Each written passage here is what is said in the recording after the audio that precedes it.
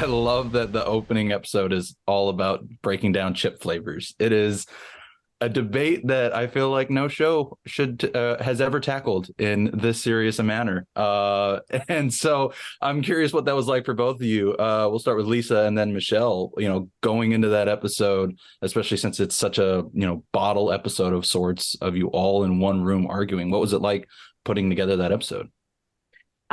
It was a lot of fun. It was a blast. Like I take chips very seriously. I love chips, so I am here for a very serious and silly, like full on debate about what's the best chip flavor. So, yeah, I totally got it. There was no like, what's this like? Why do people eat chips? I was like, I'm here. I get this.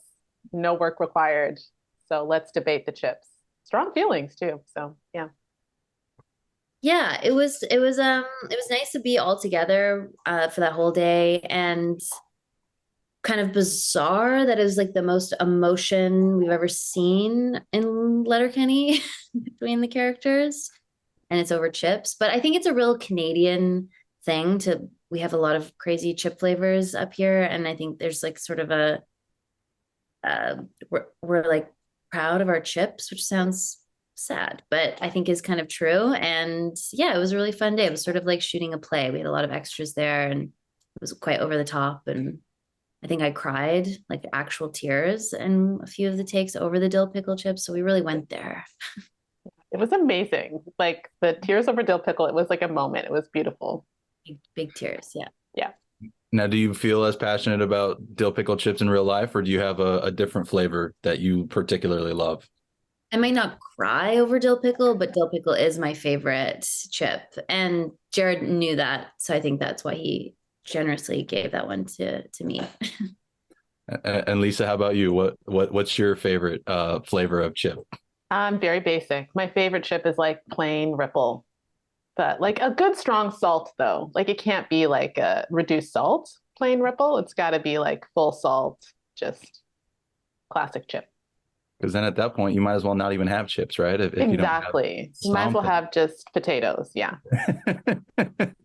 Well, it's like you mentioned, Michelle, it's great to have seen everybody come together in that scene. And one thing I always find interesting about those big group scenes is I'm curious if there's any one actor in this entire group, whether it be each other or somebody else, who you always have the hardest time doing a scene with just because they are so good at making you break. For me, it's the skids.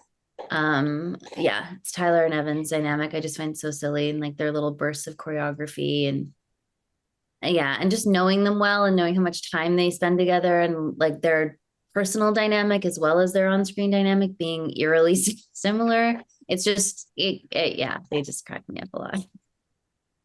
I agree. I feel like it's the skids for me too. Like the choreography of their existence is just hilarious and ridiculous, and you never know what's going to happen each take, and it's always again and again. It's always rising. I think also Glenn too. I think is just so wild and ridiculous, and you never know what's going to happen. So I think they're the ones who really, and a little bit of Coach. There's a lot of people actually. Comes to think of Jim it. Dickens, he makes me. Yes, Jim Dickens too. Yeah. Well, and I was just talking to Tyler and Evan, and they were saying how the actor that plays Dickens will even improv at both the beginning of ends of his scenes. And I'm curious if you both got the opportunity to do that throughout this season, and if there was any one moment in particular that you loved to get to improv for your characters.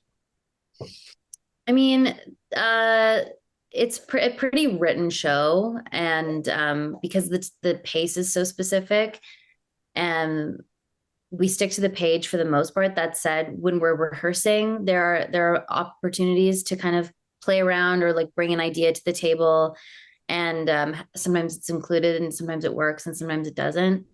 I think Jim Dickens' character is a great because he's auctioneering a lot of the time. So it is like he can kind of ad lib and go as crazy as he wants, and that works within that setting. But when you're having such a quick back and forth, and it's so dependent upon pace and like almost the sing-songy quality of Letterkenny, you can't really go off because it screws everybody else up. So yeah, as much as like there have been some moments that people have brought ideas to the table and they've been included, we do need to rehearse it 9 times out of 10.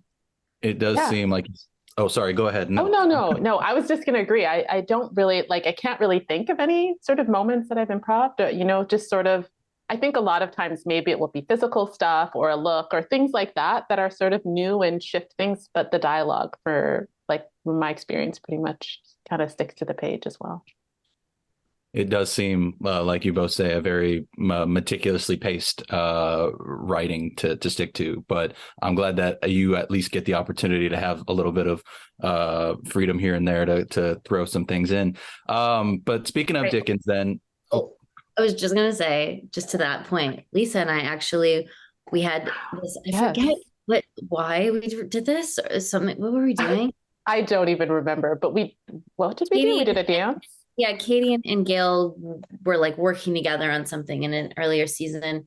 And I was like, oh my God, we should do in celebration of our win or whatever, we should do the handshake from the Parent Trap. And so we rehearsed the handshake from the Parent Trap. And we both were like little kids. We're like, Jacob, can we do this? Like, and they were like, okay. And they let us do it and it made it into the season and we felt very happy about it. We worked like ridiculously hard on that. Like we really put the work in. So yeah, I'm glad it worked. that's awesome. I that is not an easy handshake to recreate. So If you like, practice hard enough, you too. Yeah, Yeah. it's true. It's true. Got to just put the work in. so with Jim Dickens, then I know that he and Gail were an item for a little bit, and I know with the nudes leaked episode that it's brought up. But Lisa, what do you think is going on with Gail and Dickens? Do you think they're still a thing, or do you think they're kind of exploring separate paths at this point? I mean, I think it's different for both of them. I think Gail's always like, look, I'm happy to be here, but I'm also happy to be over here. Like she's doing her thing. She's got a lot of options that she's investigating. So, I think you can always hold out hope for Jim and Gail, but I think that, as Jim says, like he would have never done that. But who knows? They can get back together, maybe not. I just think Gail's got a lot of people she needs to chill with. So I Jim's not like the only one. together.